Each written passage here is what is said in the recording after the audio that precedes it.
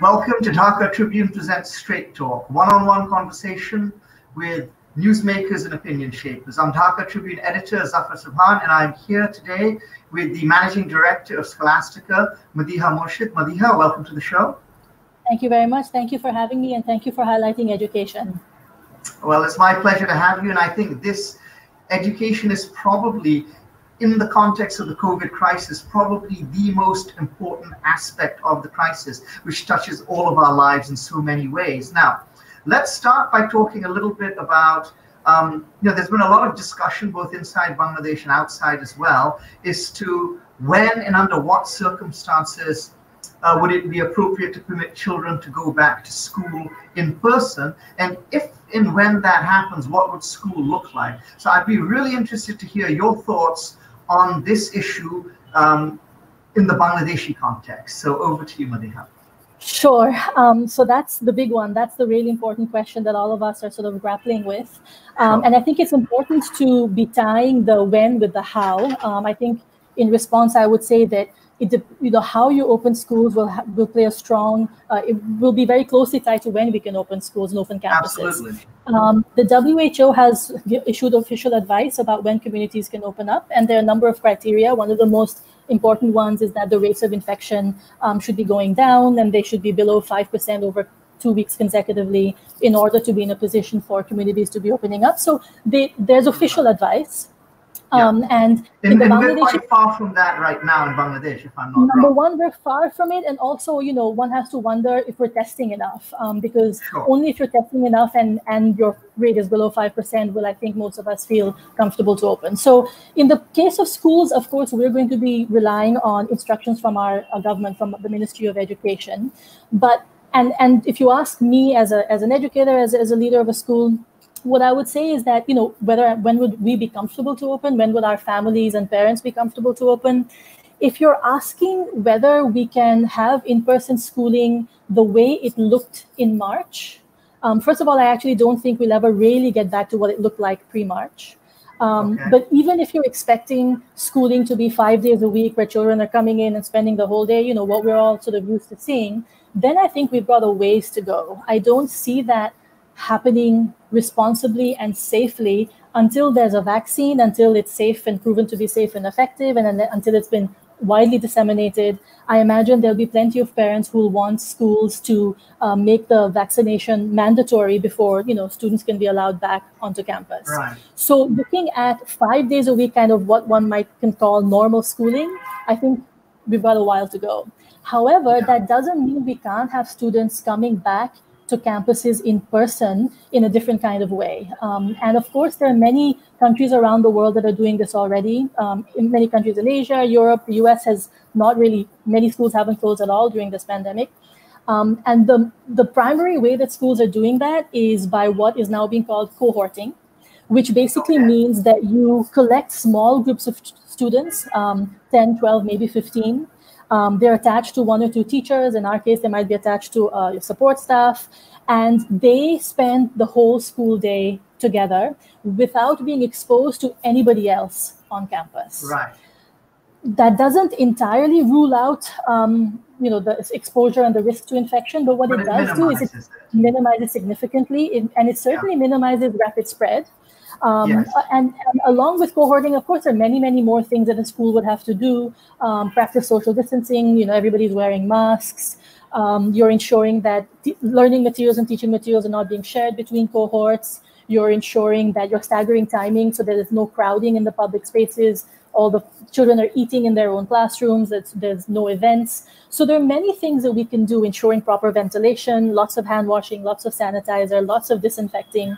So there are many things we can do to minimize risk significantly, but what it means, if you're going to pull off cohorting effectively, it means you can't have 5 days a week where all the students are coming at the same time, because for most schools, certainly in Bangladesh, the population density is too high on a campus. So we would need to have students coming in maybe once or twice a week, and then you have, basically shifting. You've got students in cohorts that are coming in 1 to 2 days of the week, and then another round is coming in for the next 2 days of the week, and so on. The school day would have to also be staggered. Some come in the morning, some in the afternoon. perhaps. And then, so what it means is we're talking about a hybrid model of learning. You've got some in-person time, but you still have to do that virtual learning as well. You still have to have technology, because the days, of course, when they're not in person in school, they'll have to be, working from home. So I think that model of coming back to school in person can possibly happen sooner. I think we still will probably need to wait for a time when at least infection rates are going down. The continuous trend is going down, and we probably they're marginally going down in Bangladesh right now. It used to be above 20%. Now we're seeing 16, 17, 18%. Though, of course, the point you raised, are we doing enough testing that we can be confident in the results? The finding is another question as well, which I'm not sure we have a simple answer to. But let me ask you a question. Given the fact that, the challenges of online learning, and especially for younger kids, and, we're learning also a lot about the mental health and other costs associated with staying home, not seeing friends, not going out. For many kids in Bangladesh, going to school, especially kids who live in cities, going to school is really the only opportunity they really get to be outside, to run around, and to do all of these things. So taking all of that into consideration, is it, is it possible with that the cure, so to speak, is worse than the disease for the children? Are we maybe overdoing this? Obviously, this is a question you and your staff ask yourself all the time, but I'd be interested to hear your thoughts on it. First thing I would say is the mental health repercussions are very serious. And there are many associations of pediatricians around the world who have publicly called for schools to reopen on this point, because they feel that the mental health and physical health repercussions of staying at home perhaps outweigh the risks of the virus. And I couldn't agree more. I think especially in a country like Bangladesh, especially in our cities, outside the cities, it's still a little bit different. And in many other countries, it's still a little bit different because children can go outside. They can be in nature. In our cities in particular, they're literally cooped up in very small apartments and have been for months. We don't have playgrounds, parks, very, very few, opportunities. And children need time for play, for running around. Definitely the social skills, the communication skills, all of those are so important to building cognitive skills. Not that some of that can't be done at home, but then to expect families to do a lot of that is, I think, also unrealistic, expecting too much from too many families. So having said that, to speak to your question about, does the cure is it worse than the disease? I think not. I think that would be my general opinion, but it's a very complicated issue because I know that generally speaking, the data tells us that children, and this is a very powerful argument that people who want to see schools open quickly will make, that the children are generally not as much affected by the virus. Many of them, don't have symptoms, and then if they do, they tend to be mild. While that may be true at the moment, personally, I feel that the jury's still out on that. When the pandemic, when we realized what it was, one of the first things families and nations did around the world is close schools. So most children have not been exposed to the virus the way many adults have been. Had they been, would the rates of infection amongst children have been higher? Who knows? And even if it's the case that children are, experiencing mild symptoms, number one, it's probably true, and there's some early research that suggests that they're still very good carriers and transmitters of the disease. I think that's it. I think the research showing that children tend to be less affected and more mildly affected than other people is fairly robust, because it's not just, of course, if you look at the trajectory in terms of all age groups, the older you get, the more afflicted you are. So that kind of also speaks to that. But I think you're right, they can be carriers. So that is, I guess that's something we need to be concerned about. You see, on the personal level, although the death rate amongst children is extremely low, obviously compared to adults and the elderly, it's still there. There have been children who've died because of COVID. Most of them have had serious underlying conditions, that's true. But as a parent and as the head of a school, and as people who are making these decisions, it might be 1 in 100,000, but that's 1 in 100,000. Yeah, who wants to take the chance of being that 1 in 100,000? I don't. Exactly. No one exactly. does. Yeah. Exactly. So I think all of us are more risk averse when it comes to our children, and therefore I fully see where people are coming from when they say that they are not prepared to send their children back to school until there's a vaccination. Having said that, what I said earlier, I still stand by that. I think there's a way for us to have children come back a little bit more, once or twice a week, and significantly minimize risk, especially if we have the support of the government and families. Because there's a big role that families would play too, right? There'd have to be contact tracing. Absolutely. No, but the other point which you touched upon, I want to actually draw this out a little, is that, of course, what we do with kids has a massive impact, a knock-on impact over the rest of the economy, because, you've got parents who now, if the kids aren't at school, they kind of have to spend more time staying home, looking after them. And certainly for, more middle-class, low-middle-class parents where families where both the parents work, this is very, very difficult. Significantly. What we're asking from parents has been and is, for many working parents in particular, it's difficult for all parents, but for working parents in particular, it really means that they're working 3 full-time jobs. They're working their own job. They're looking after their children who are now home full-time, and then they're teaching their children to a significant extent. What we're asking from them is crazy. I do want to just give a shout out to teachers, though, because I think not enough people are talking about the impact that this has had on teachers, many of whom are working parents themselves, because teachers have been required to learn the technology, and many teachers are not comfortable with technology. They've had to completely pivot and learn a completely different way of teaching within the space of, in our school, within the space of 2 weeks, with no training, with no assistance or guidance. And then, now that they're implementing this, they're under the very watchful eyes of parents, the kind of scrutiny that teachers have never had to really face before. And they're working parents too. So I think I just want to give a shout out to teachers. I think I think that's a good segue into a question I was going to ask, because a lot of parents, of course, perhaps don't see it that way. And they maybe don't appreciate quite how much extra effort is going in. In fact, you see a lot of movements online here and there where they say, well, if we're going online, what are we paying these fees for? We should be paying half fees. We should be paying less fees. And, speak to that a little, please, if you could. Sort of address those concerns and issues. So I think when the concern is coming from the place of saying, listen, the pandemic has hurt us financially and we're not able to pay fees, to me that I totally hear that, that's valid, and I think that makes sense. But I think it doesn't make sense, and I think it's a little unfair to expect that schools will be able to cut their fees because we're teaching online for 2 primary reasons. Number one, there's a misconception that because we're now teaching online, we have lower costs. But we haven't, just because we're teaching online doesn't mean we've left our buildings. We're still going to pay rent, absolutely. We're still maintaining those buildings, we're still cleaning them, we have security, we're paying for insurance. We have all kinds of other financial commitments as well. We have, financial payments. So our costs haven't gone down. On the contrary, I would argue that they've gone up in some ways because we've had to invest. In our case, in the case of Scholastica, we've had to give hardware to our teachers. We've invested in our platform. We've invested in training, and we're giving supplies to the parents. We're sending supplies home to the parents. So I think it's unfair to expect schools to be able to cut fees. I hear where that's coming from, and what a lot of parents that I've spoken to, the comparison they've made is they said, well, there's so many online courses that are so much cheaper. But the difference is those online courses are built as online institutions. We're not. We're a bricks and mortar institution that's being forced to offer a service online. And believe me, none of us are happy about it.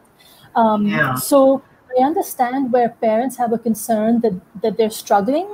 But to expect that just because we're online, we can afford a significant cut in fees is not correct. No, I agree. It seems to me that that if fees were to be cut, then as a corollary to that, then salaries would have to be cut, and that's just not going to be fair on the teachers, because actually in many instances, I would suspect teachers are working harder than they were working before the pandemic. They're having to learn an entirely new way of teaching. It's not easy. and learning the technology. There are a lot of teachers, especially veteran teachers, let's say, who've been teaching the same subject in the same class level for a while. They've got their lesson plans from last year. They have everything set up. Yes, it's still a lot of hard work. Don't get me easy at all. But now everything is different. Everything.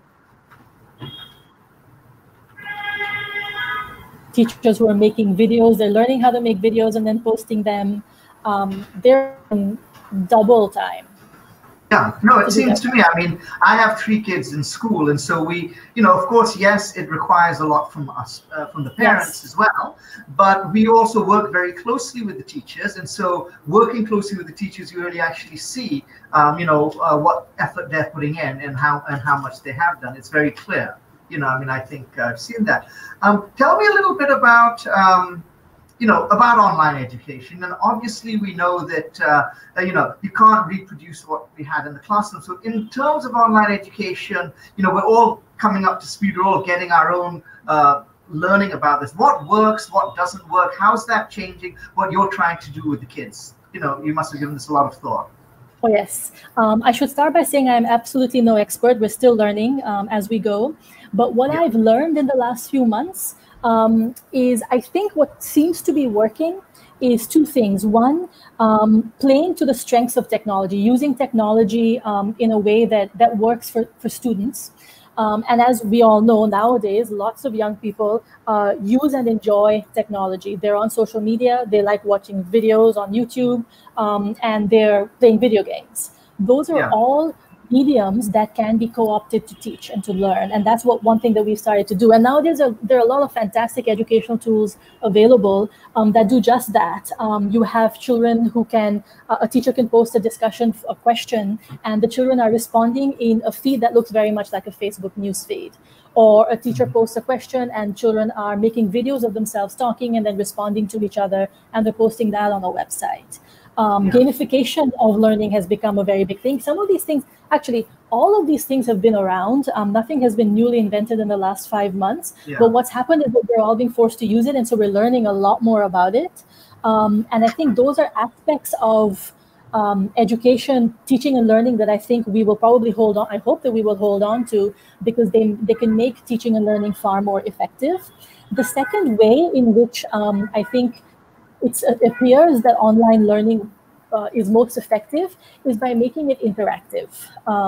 And the flipped classroom model is something that I think as teachers adopt, it makes online learning most effective. Basically what that means, don't want to use jargon. Just explain that out to the viewers. What that means is a traditional classroom is what? There's students and a teacher, and the teacher teaches. They're reading from a book, they're lecturing, they're writing on a whiteboard or blackboard, and they're explaining whatever it is, whether it's maths or a language or whatever. And then they're given, the students are given assignments, they go home and they're writing essays or they're doing maths problems or whatever it is. The problem with that model, they do some of that in the classroom, but because so much time is spent lecturing and so on, a lot of that, what I would term real learning, is happening at home. And the problem with that model is that the real learning, the taking in of information is passive. It's a one-way exercise. The real learning happens when you take information and then you do something with it, whether you're solving math problems or you're writing an essay or your thinkings are by themselves. They have neither their peers nor their teacher to guide them and to work with. What the flipped classroom model does is just that. It flips this model. So, and technology enhances this, our ability to do this effectively.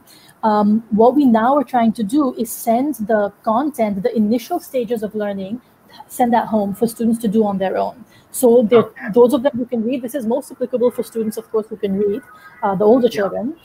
For them, they're reading at home, or they're watching videos, or they're researching on the internet. So they're gathering information at home. When they come to school, that's when the real learning happens, when they're applying what they've read and watched. They're thinking, they're talking, they're analyzing, they're working in pairs, in groups, they're working with their teacher. And then if they're getting stuck, if they have a problem, if they're confused, the teacher is there to facilitate and guide them.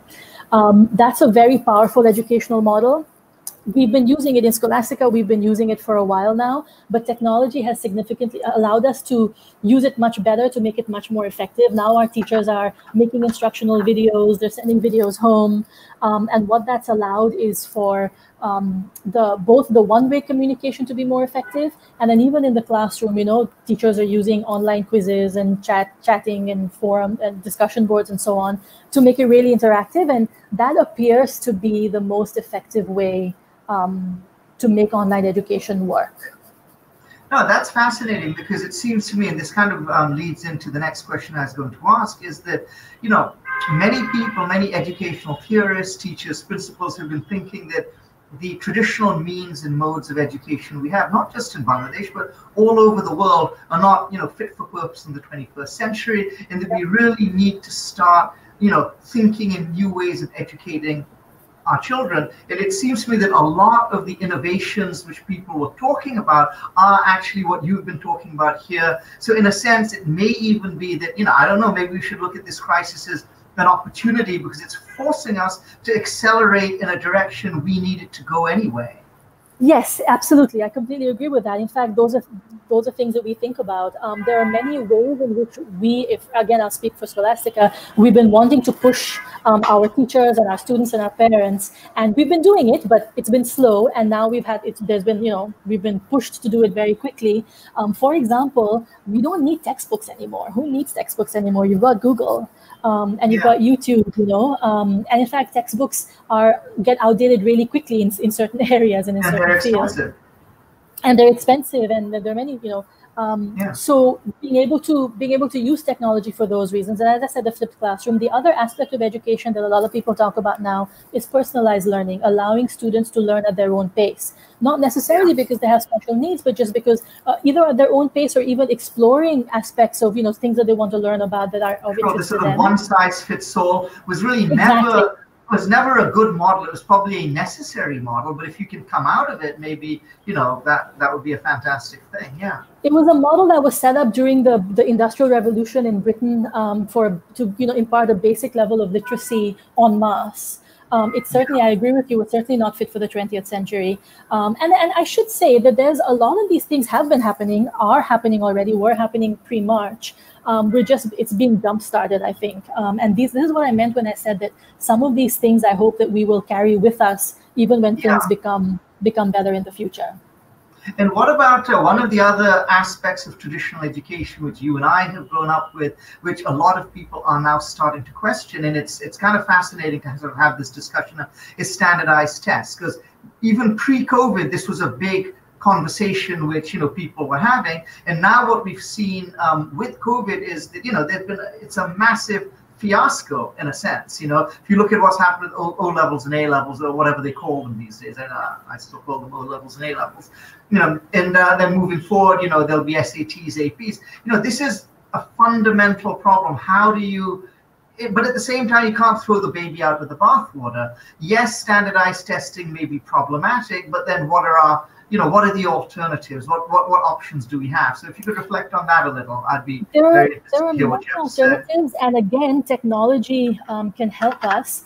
Standardized tests are a very narrow tool that's used to judge the ability of anybody, not necessarily only students, right? But they're a very inauthentic judge of ability.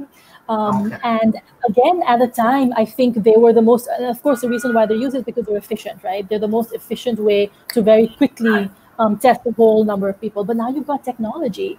You don't need standardized tests anymore. You've got, and I could name 100 tools right now that we could use where students can be expressing much more of themselves and demonstrating their ability and their knowledge and their skills without it being much less efficient. Yeah, you might lose a little bit on the efficiency front, but not a whole lot at all. And I think that's what, and as you said, that's what education institutions are moving towards. And I'll tell you something. For example, in our country, to get into university, you have to take the admissions test.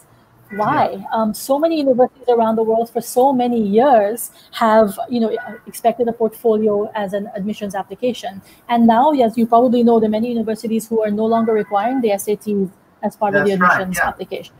The O and A levels are not so much. But how do you, like say, in the absence of the SATs, how do you assess a student then? I mean, You said there are portfolios of learning. And I think the two biggest concerns with standardized testing, or the two biggest sort of advantages of standardized testing, one is efficiency, the other is making sure that the assessment is authentic, so basically cheating and dishonesty. Right, yeah. Technology. So for example, if you ask students to write an essay rather than take a standardized test, now there's technology that can help you grade that essay. There's fantastic software tools that many of the universities around the world use already to catch plagiarism, and so on. I mean, I could go on with lots of examples, but there are many ways that technology can be used to ensure that students are giving. I'm not saying that you shouldn't give assessments. They don't have to be standardized tests. They can be project work. They can be writing essays. They can be interviews, and make a video to answer a question. Why do I have to fill out a multiple choice,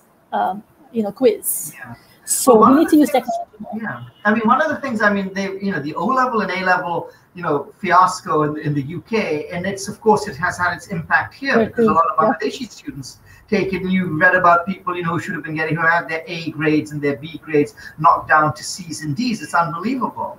I mean, I never really understood that. There seem to have been that there are many solutions to that, and the one which they chose was possibly the worst of all of them.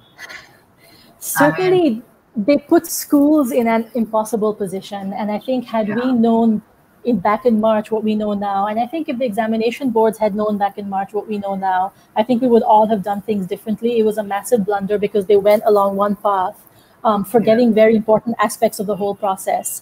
And then, I mean, as you know, it turned out terribly. And at the end of the day, they ended up in the case of the international ONA levels, it ended up placing the entire burden of responsibility on schools, which, I mean, it's so problematic on so many levels, particularly because we were in the middle of a pandemic. It wasn't possible for us to take mock exams at that time, right? So we had to go on imperfect coursework. We had to use imperfect processes in order to make decisions. It was does it seem to you that we are as a planet, not just not Bangladesh, not the UK, not the US, are we solving this issue? Because I feel that those who are unfortunate enough to be school leavers this year have really paid a tremendous price over the last 6 months. All students have, we all have, but I feel that the ones who are in 12th grade especially are the ones who suffered the most, who would be starting university this term. Will that continue next year, or do you think, at least for let's say those who are in 12th grade or class 12, however you call it, A-level students this year, we'll at least have it solved by the time they enter university next year? Because I do feel... I feel, my heart goes out to the ones who graduated this summer. But I'll say something, two things I'll say. One is, I don't necessarily see the examination boards learning from mistakes. They're expecting that they'll be giving in-person exams in October, November, and so on. And what happens if you can't take an in-person exam? I hope that they're planning, they certainly haven't shared with us, I hope that they're planning ways that will be far better than what has happened in the past. But I will say one thing, the graduating students have suffered a lot, but let's take that in perspective. Their grades have been all over the place, and many of them have been treated unfairly when grades are concerned. To be honest with you, I think one of the biggest the reason why I really feel for them is because many of them are going to university. Unfortunately, they're going to university in a situation where it's still distance learning, and that's the second problem. Absolutely, that's the second problem. To be honest with you, I think a lot of universities around the world are fully apprised of the situation. They know what's been happening with grades, and will hopefully, and I've heard of some cases where they are taking those things into account when they make decisions for students. So although there will be some students who will be disadvantaged because of this fiasco, and it'll affect their university admissions, for some students that won't be the case. They will still be able to get to university. Unfortunately, they'll be getting to university online, and that breaks my heart, to be honest with you, because the best part of university is the friendships and the experiences and the relationships, and they don't get to experience that in the beginning. But I'm hopeful that the authorities and the examination boards are learning from these mistakes. I'm not optimistic, though, unfortunately.